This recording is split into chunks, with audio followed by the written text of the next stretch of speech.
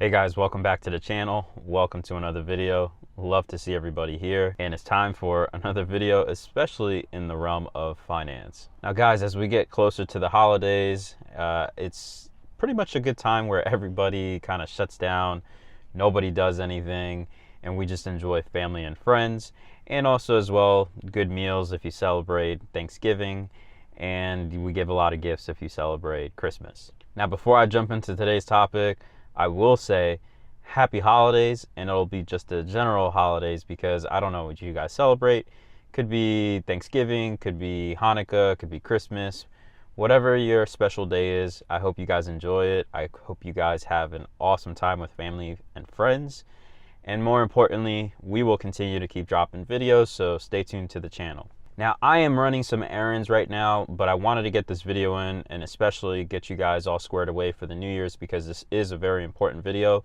So make sure you guys follow the directions to the T. And before we jump into those directions, make sure you give me a like for the video as it helps the channel grow. Go ahead and subscribe to the channel while turning on your notifications because you want to be notified whenever I upload new videos to the channel. Share this with a family member or friend so that way they can get all the information. All right, guys, so housekeeping out of the way, all the pleasantries out of the way, let's jump into today's topic. So as I mentioned in the beginning, a lot of folks usually go into holiday mode during this time. And holiday mode is literally nothing more than, hey, we shut down, we start doing the bare minimum in order to just get by. And specifically, if you're at work, you know what I mean. If you're in school, you know what I mean too. Like literally everyone just starts doing the bare minimum so that way they can go into these last couple of days, and of course we have the extended holidays. But more importantly, this time is very, very important, and the reason why it's very important is because this is the time where you should be planning for next year. This time is the time of the year where my family, we start planning what CY25 looks like, or whatever year you're in the next year after that, right? So if you're in 23, 24, 24, 25, so on and so forth. Not planning for the next calendar year is a mistake that I see all the time. And honestly, guys, I did this for many, many years. And it's something that you really, really need to get into the habit of, because if you don't have a plan coming up for the New Year's, how do you know whether or not you are hitting the right targets or even on track? And I'm specifically speaking about, when I say a plan, a financial plan.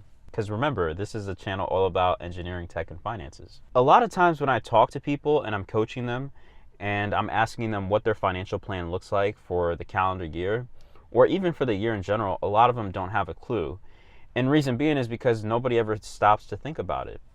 But those without a plan perish. Now, for those who are asking, hey, how can I get on one of those financial mentoring sessions you have? I'll put a link in the description for you. Now, here's a little quick example. Now, you'll bring in $500,000, meaning gross revenue, right? That's how much money you make before any taxes are made. Now, a quick example can be, hey, if I want to live on 20% of my income and invest and put to work 80% of the income, that means that I'm going to spend $100,000 a year. Now, the next thing you say to yourself, okay, so if I have $100,000 to spend for the entire year, you divide that by 12, that roughly gives you around $8,333, 0.333, and the list goes on. This $8,333 is what you have in order to spend. So now you have to start planning accordingly for that particular month if you can stay in within the $8,333.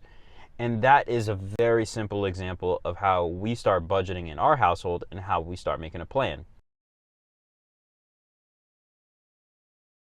As an example, in our household, we've always applied a 25%, meaning 25% in order to live, and then 75% is going to investments and all kinds of other stuff. So now, using the same example that we were talking about earlier with the $500,000, $500,000 at 25% would be $125,000. So if we divide the $125,000 by 12, we get $10,416 and some change per month. So that is the money that we have in order to live, in order to do whatever we need to, right? Buy groceries, buy gas, the wife goes shopping, whatever that looks like, that is the money that you have for the month. And you should not exceed that. Now, the rest of the money, the 75%, you definitely want to start investing that. And you definitely want to start using what I like to call financial order of investing, and also as well an automated financial system. Now, if you guys don't know what I'm talking about, I did 2 videos. I'll put links in the description. But the first video talks about financial order of operations and how you should start divvying the money once you have a plan for your money. So in this case, we split the money into 25% in order for living, 75% in order to start doing investing. And so when you go down that list, that financial order of operation will tell you how to divvy out the money when it comes from an investing perspective. And then the second thing is that you also want to follow the other video, and it's a financial automated system. And I talk about that because you really need to do less and make a lot more traction than most people. And the only way to do that is by having an automated financial system. And I talk about that in that video. So I'll link those 2 videos in the description for you guys to watch.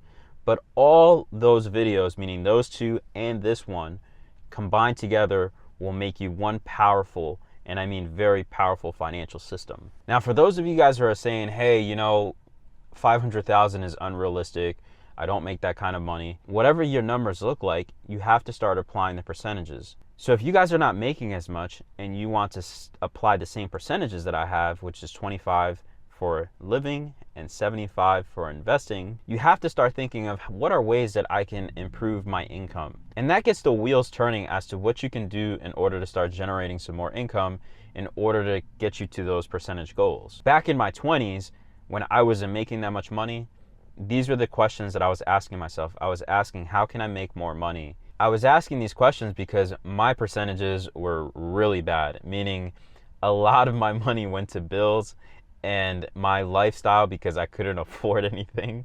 So therefore, if you are in that position, these are the questions that you need to start asking yourself in order to get to some of these financial numbers that I'm discussing. For those who have never heard of this concept, or just maybe they're getting started, I would recommend that you start small first, because I hate it when you start with a big goal and sometimes you feel overwhelmed and you just give up, right? It's the same thing as going to the gym. Most people go to the gym starting in the new year, and they have these awesome goals, and then by February timeframe, they fizzle out and they stop going to the gym. And so I don't want you guys to fizzle out and not achieve your financial goals. Again, you're hearing that I'm at a 75% investing rate. That's after many years of working in this particular journey. So maybe your goal is to start off with 10%, right? Start with a 10% rate of investing, and every single year, try to increase it by a percentage point, or if not, even more. And again, it doesn't happen overnight. It's going to take time. So don't feel discouraged if you guys say, hey, I just don't have that kind of capital. I don't know where to start. The most important thing is that you create your financial plan and you get started. Keep in mind, guys, the example that we did today was just gross. So also as well, sometimes people like to do this on the net as well. So for those who are not familiar with net, that means that it's after-tax dollars. So you can either do it on the gross perspective or you can do it on the net. If you were to ask me, hey, do I do this financial plan on the gross or I do it on the net? If you're just beginning to start your financial plan, I would encourage you to look at what the net looks like. And reason being is because a lot of people ignore taxes. A lot of folks don't even know what is required of their taxes. Now that you figure out your taxes and you start to understand what that looks like, then you can create a financial plan around that, which is why I recommend for those who have never created a financial plan, chances are you're not familiar with your taxes. That's why I recommend to do your net, figure out your tax situation, and then you start building a financial plan around that. So that'll do it for this video, folks. I gotta head back. I got some work that I gotta do around the house. There's a lot of projects that I'm doing. And by the way, there is a specific project that I'm working for you guys. I'm gonna show you guys how to save a lot of money and increase your networking performance in your house. So stay tuned for that video. But again, I'm gonna head back to the house. I got a couple things that I need to take care of. Hopefully this video helped you guys out. Remember, make that financial plan. Utilize the videos that I put in the description in order to help you achieve this financial system that I'm talking to you about. And you're gonna see that you guys are gonna have a lot of success. And what I mean by a lot of success is you're gonna do very little work and you're gonna run circles around people, because most people don't do this. Anyways, guys, thanks for watching. Thanks for being here with me. Again, I really love you all. I really appreciate you. And if you haven't done so, go ahead and give me a like for the video, as it helps the channel grow. Make sure you subscribe to the channel and turn on your notifications so that way you're notified whenever I upload new videos to the channel. And share this with a family member or friend so that way they can get the information as well. All right, guys, I'll see you in the next video.